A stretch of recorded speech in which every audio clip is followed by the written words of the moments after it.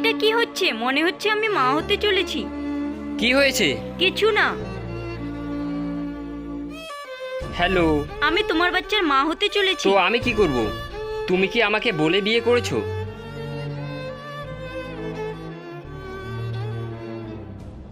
লবণ নেই কি? শুনতেছো? হ্যাঁ হ্যাঁ। কিছু কি হয়েছে? কিছু না। আমি সব কিছুই শুনেছি। আমি তোমার বাচ্চাকেও রাখবো, তোমাকেও রাখবো। আমি যতদিন আসিনি তুমি তোমার আর যে আসতে চলেছে তার খেয়াল রেখো।